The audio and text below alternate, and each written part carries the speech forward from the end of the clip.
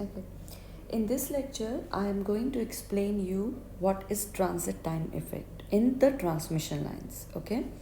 Now suppose if I need to transfer, basically what is a transmission line? I explained you in my previous lecture. Transmission line is basically when we want to transfer power or anything from one point to another point. Okay. Now in this figure, you can see this is the AC source and this is the load here, right? So I need to transfer power from one point to another point. Okay. Let us say the point is A dash, and this point is B, and say it is B dash. So basically I need to transfer from A to B. So basically this is my transmission line and I need to transfer power from one point to another point. So one point is A dash and another point is B dash. Let us say I want to transfer this sinusoidal waveform, okay, from A dash to B dash. Okay, so this is my basically a transmission line. Okay, let us say the length between these 2 points is L. Okay, so now what will happen? We will just do a small analysis on that and then we will do. Okay, so suppose there is a length L and obviously a wave is going from A dash to B dash. So what will happen there? If it will take some time, and that time will be equal to L over V. Now what is L? So what is L? L is basically, I explained you, length of the wire. And what is V? Velocity with which the voltage travels. Okay. So what happens is length is this, I explained you, and V by which this sinusoidal voltage is going and transmitted. Okay. Now, so let us say this is Vp. Okay, Vp, let us denote by Vp. Let us say this is my Vp. So Vp is basically voltage traveled to B dash. Okay, so now I can say that voltage at B dash equals to Vp. But now when you visualize it, because it is a continuous sinusoidal waveform, so when this voltage is transferred to B dash, this point, so what will happen? The voltage at A dash will be changed, right? Let us say it is VQ. Okay, see, this is a continuous sinusoidal waveform. So this is getting transferred like this, like this, like this. It is getting transferred.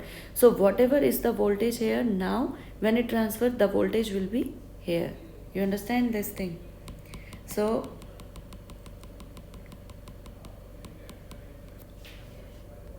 let us say this is VQ.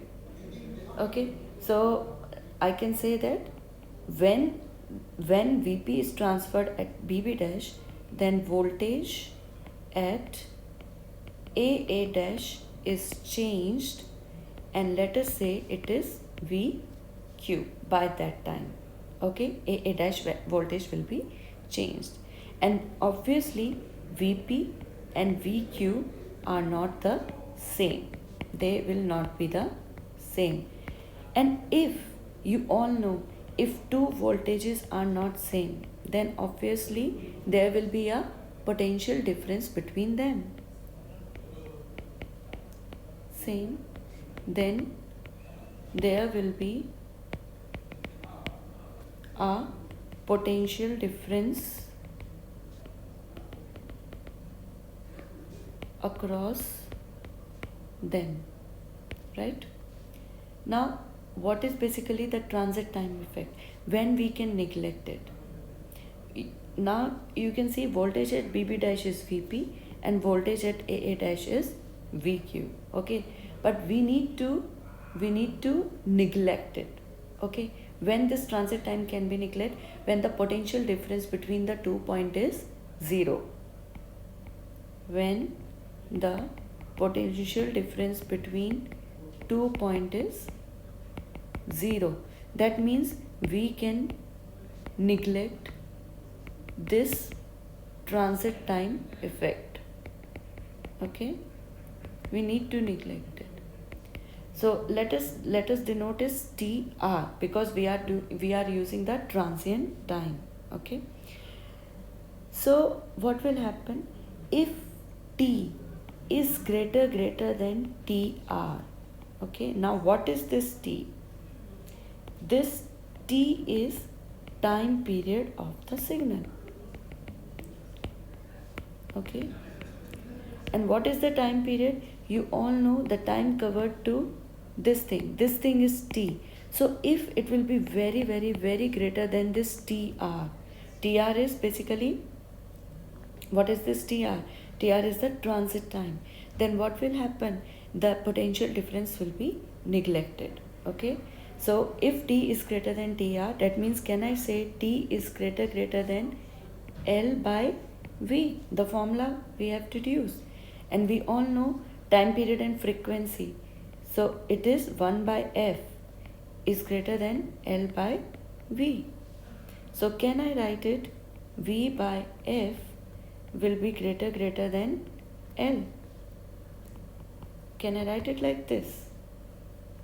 Okay, and you all know there is a formula, C equals to nu lambda. C is velocity of, nu is frequency, and lambda is wavelength. You all know this formula, we have discussed it previously also. So if it is a formula and I need to deduce V by F, what will be V by F? V by F equals to basically C by nu, which is equal to lambda.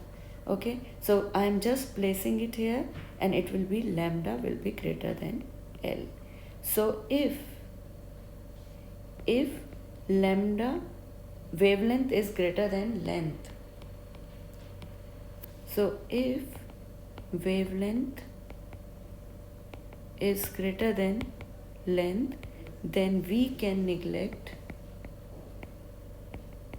transit time effect. Okay, so this is basically the transit time effect. So you need to remember, for transit time effect, you need to make this figure. Okay, this is the figure for the, it's showing the transmission line in which we need to send the sinusoidal waveform from AA dash to BB dash, and the length of the transmission line is L. Okay, and we did deduce the formula, because if there is a time, then there will be a length and the velocity as well. Okay, and then when we can neglect the transit time effect, when capital T, the time period of the waveform, is higher than TR, then we can neglect this. And then we have just deduced C equals to nu lambda, and we deduce that lambda is greater than L. So this is the condition for neglecting